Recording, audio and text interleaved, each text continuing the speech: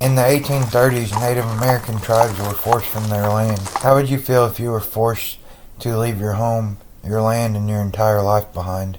Most Americans are taught that the United States government was built on freedom, opportunity, and progress. But there's a chapter of American history that is rarely shown in full. A chapter written not in ink, but in blood, hunger, and forced marches. This story is the Trail of Tears. Before they were forced off their land, the Cherokee Nation was not scattered or a primitive society. They had towns, schools, farms, and written laws. In fact, the Cherokee had adopted many aspects of European American culture, not because they were conquered, but because they believed coexistence was possible. They even created a written language. Sequoyah, a Cherokee scholar, developed a syllabary that allowed the Cherokee people to read and write their own language. Literacy spread rapidly. By the early 1800s, the Cherokee Nation had its own constitution, newspapers, and courts. They believed that adapting would protect them. They were wrong.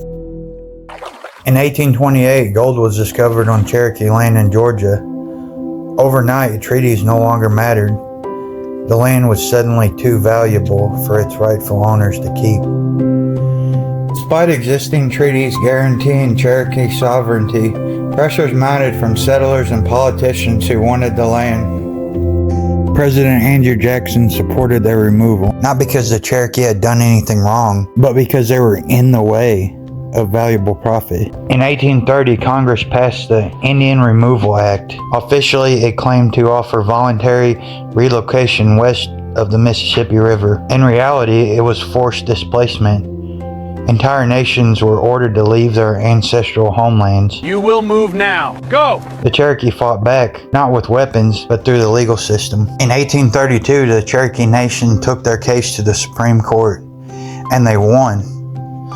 The court ruled that the Cherokee were a sovereign nation and that Georgia had no authority over their land. But President Jackson refused to enforce the ruling. Even though the Cherokee won their case in the Supreme Court, Andrew Jackson defied the ruling, revealing that profit was more important than the law. Legend has it that Jackson responded by saying, "John Marshall has made his decision. Now let me enforce it." The law was on the Cherokee side. Power was not. In 1838, U.S. soldiers rounded up Cherokee families at gunpoint. Men, women, children, and elders were all herded in the stockades, forced to leave behind homes, farms, and graves. Then the march began. Over 1,000 miles on foot, through freezing winters and scorching summers, with little food, little shelter, and rampant disease. Thousands died along the way. Children froze to death. Elders collapsed from exhaustion. Families buried loved ones in unmarked graves beside the road. This journey became known as the Trail of Tears. Historians estimate that over 4,000 Cherokees died during the removal, nearly 1/4 of the entire nation. And the Cherokee were not alone.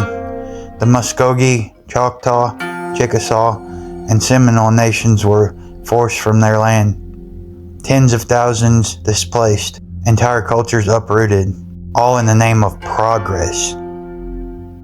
Those who suffered arrived in unfamiliar land, now known as Oklahoma. They had lost everything except their identity. Despite the trauma, the Cherokee Nation endured. They built communities, preserved language and traditions, and carried the memory of what was done to them. But the scars remain. The Trail of Tears was not an accident. It was not a misunderstanding. It was a deliberate act of policy. And it happened with full knowledge of the suffering that it would cause. The Trail of Tears is not ancient history. Its effects still echo today. Land taken, families shattered, promises broken. This is not about guilt. It's about the truth. Because a nation that forgets what it has done is a nation doomed to repeat it. The Trail of Tears was not just a path across America. It was a line crossed, one that never can be erased.